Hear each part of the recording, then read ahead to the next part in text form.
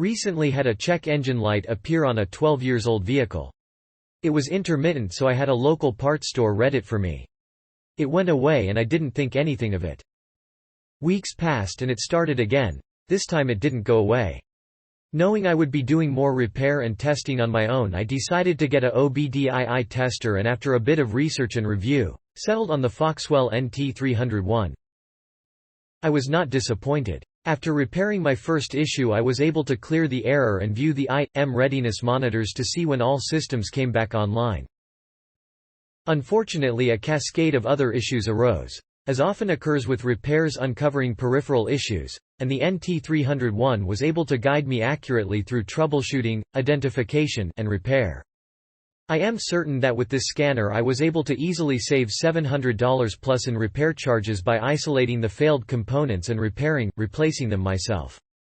I would definitely recommend this product. Works well after you get the hang of using it. Quick and easy to read and reset codes. Never could get the DTC lookup to work, but it's probably my own fault. Rather than reading up on it, I just used Google to look up the codes. Really cool unit. I've owned several ODB scanners in the past. I borrowed my last one out to someone and don't remember who, but never got it back. So I decided to buy this one, which is much nicer than any of my previous ones. Worth the extra money to not have to remember the numbers, Google it to find out what it means and then figure it out. This one will allow you to looking the code right on it. Time saver and money saver, worth the little extra money for the convenience of this model. Very easy to use. Happy with purchase. My son's car had a check engine light. The shops wanted anywhere from $150 to $200 just to diagnose the car. I bought this item, plugged it in, and it told me it was the oil pressure sensor. Great item, paid for itself and saved me money. This thing is easy to hook up and provides a ton of data. The only problem is that I don't know what most of it means.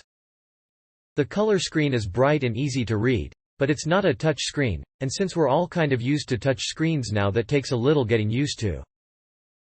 Navigation is done by the arrow buttons, with up and down placed next to each other at the top and left and right buttons placed over to the sides. The arrows are clearly printed on the buttons, but because they're not in a more standard cross shape like the D-pads I am used to using on video game controllers and such, using them to navigate wasn't very intuitive for me.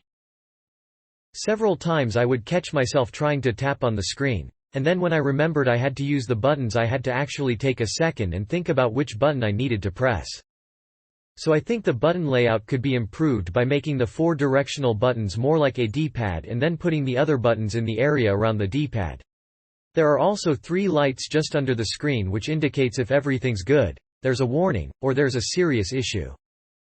Click link in description for more reviews.